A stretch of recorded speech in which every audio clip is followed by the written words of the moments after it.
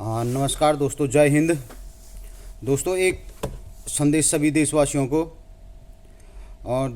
को एक चीज़ बता देना चाहता हूं कि लोग आजकल बीजेपी के पीछे पड़े हुए हैं और हमारा कहीं ना कहीं 75 सालों से जो देश की ख़राब स्थिति थी, और हम ये नहीं कहेंगे कि कांग्रेस ने ये काम कर दिया या आम आदमी ने ये काम कर दिया या किसी और पार्टी ने ये काम कर दिया या सब ने मतलब मिलजुल के भ्रष्टाचार किया, ये नहीं कहेंगे। लेकिन एक चीज़ देखने को ये मिल रहा है कि भाई कोई हिंदू मुस्लिम आपस में काफ़ी ज़्यादा मतलब लड़ाई झगड़े काफ़ी ज़्यादा मतलब वो चल रहे हैं, काफ़ी प्रचार प्रसार कर रहे हैं। लोग हिंदुओं के नाम से कोई वोट मांग रहा है, कोई मुस्लिम के नाम से वोट मांग रहा है, सिर्फ छोटे लोगों के कत्ल करने के लिए ये सब चीज़ें मतलब ये चीज़ें कर रहे हैं। ऐसे भड़काऊ भाषण दे रहे हैं या ऐसी सब चीज़ें बोल रहे हैं कि बीजेपी ने ऐसा कर दिया या मोदी जी ने या योगी जी ने ऐसा कर दिया है।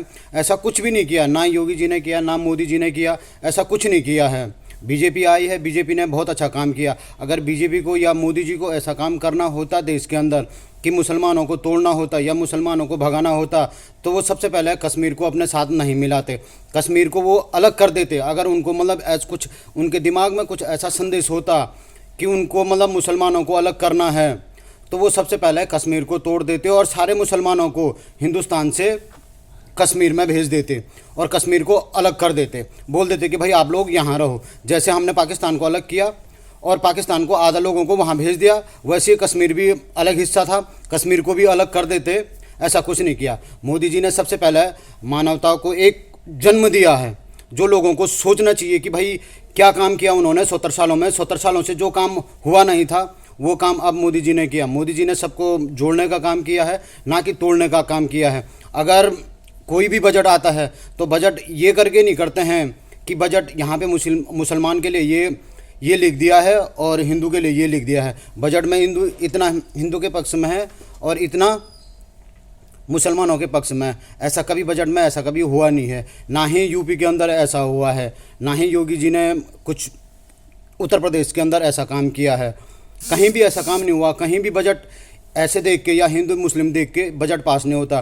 कोई भी सरकारी लाभ मिलते हैं तो हिंदू मुस्लिम देख के नहीं करते हैं, ना ही वहाँ पेपरों में ये सब चीज़ें दिखाई देती है। ये संदेश सभी देशवासियों के लिए, सभी देशवासी सुन रहे होंगे मेरी बात, समझ रहे होंगे कि सिर्फ छोटे लोगों को, हम छोटे ही लोग आपस में लड़ लेते हैं, आपस में लड़ाइयाँ कर लेते हैं, और यही सब चीज़ों के कारण देश में भ्रष्टाचार फैलता है, लड़ाइयाँ फैलती है, आतंकवाद फैलता है।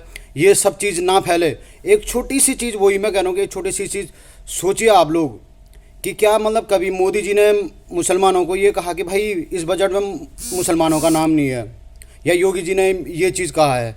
हमारे देश में ऐसा कुछ नहीं हुआ है जो हम आपस में लड़ रहे हैं। मैं तो यही कहता हूँ कि कमल को जिताइए, कमल को वोट दीजिए, मोदी जी को जिताइए, मोदी जी को वोट दीजिए, योगी जी को वोट दीजिए।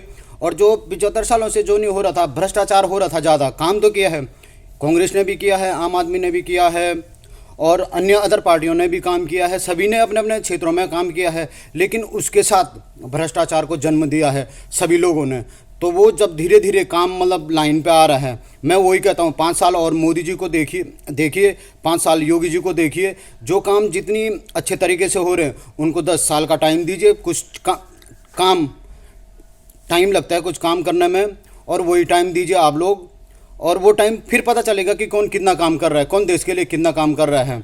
तो मैं वही कहूँगा कि कांग्रेस ने भी काम किया है, बहुत अच्छा काम किया है कांग्रेस ने, लेकिन भ्रष्टाचार को जन्म दिया है।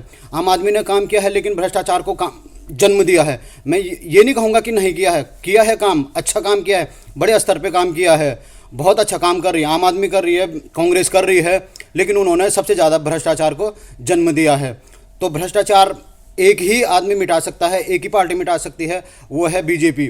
बीजेपी सारे जगह भ्रष्टाचार को मिटाने में लगी हुई है। थोड़ा समय लगेगा, थोड़ा टाइम लगेगा, लेकिन काम अच्छा होगा। नमस्कार, जय हिंद, जय भारत।